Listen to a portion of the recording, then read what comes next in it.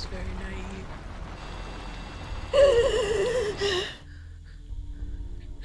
I am so sorry for everything that has happened. In spite of what Mike says now, it is my fault.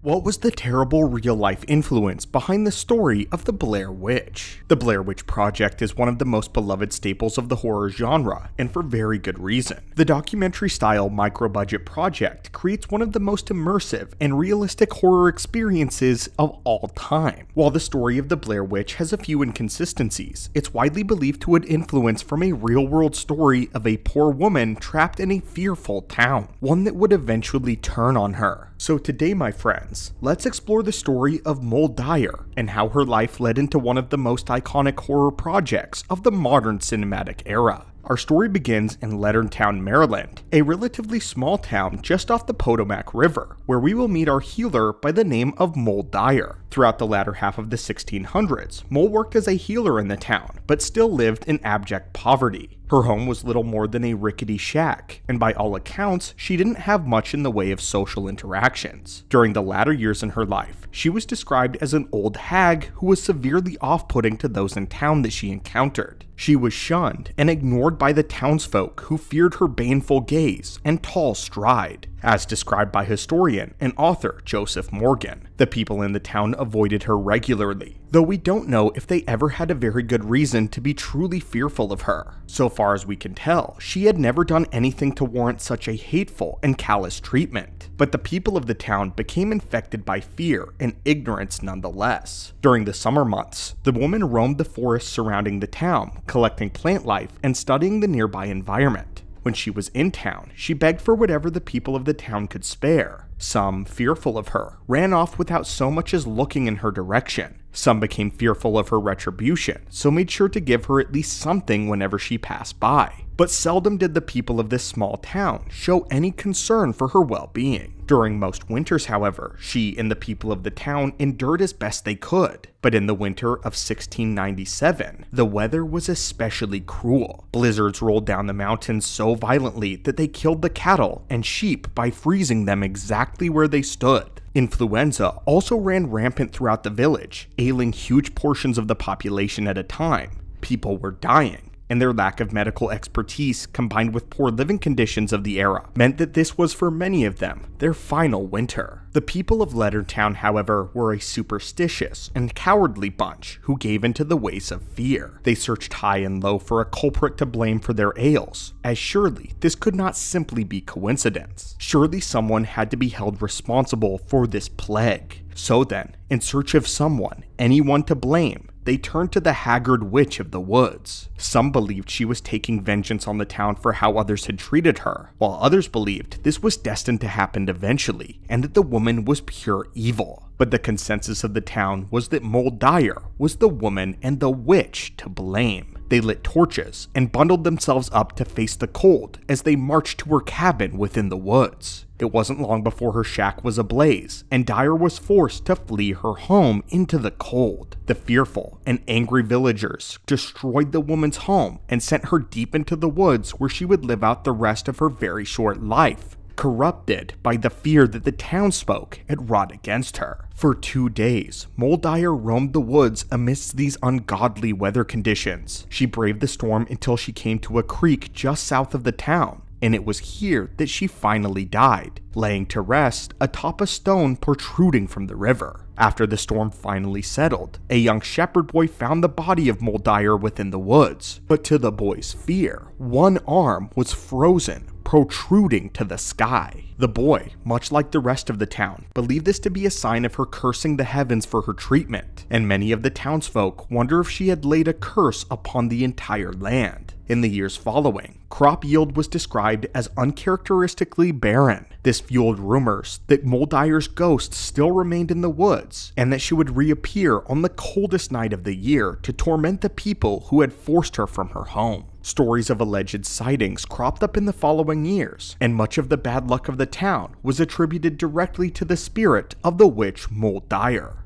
From dying cattle to dry crop yield, town-spread illness and poor weather conditions were all believed to be a result of her vengeful spirit. Many of the town believed that she had a firm hand on the fate of the village that had killed her. For decades afterwards, the exact rock on which she died was believed to have been completely lost to the history books. This was until the 1960s, when a Washington Journal writer by the name of Philip Love took an interest in the story of Muldair and set out to find the stone on which she had perished. Allegedly, the imprint of her knee and hand were embedded into the face of the rock itself, and after weeks of searching, he was finally able to locate the stone. In recent years, the stone has been relocated to the old courthouse, where it there sits in front of the yard with a sign perched above it. Now, visitors and regulars alike can visit Dyer's final resting place, and one of the relics most responsible for their superstition and fear. The story of this stone is one that plagued the well-being of everyone in the town for decades, as they all believed it to be directly responsible for any hardships the town was faced with. The story of Muldair, however, was one of ignorance, fear, and blind, unguided hatred to an unjust end. Sadly, however, Dyer was not the only person to be caught on the wrong end of this hubris and terror. The alleged use of witchcraft in this part of the country at the time was running rampant, and women everywhere were being accused of practicing the dark arts left and right. This resulted in hundreds of burnings, stonings, hanging, and unjust deaths of hundreds of people born of nothing more than fearful, ignorant ways. Unfortunately, Dyer's story was just one of many, but hers will live on in not just the town of Leonardsville, but now in the cinematic histories as well, as the unfortunate fate of Muldair was the direct influence for the Blair Witch, the Blair Witch Project, and its many sequels, drawing direct comparisons to a cursed stone hidden deep within the woods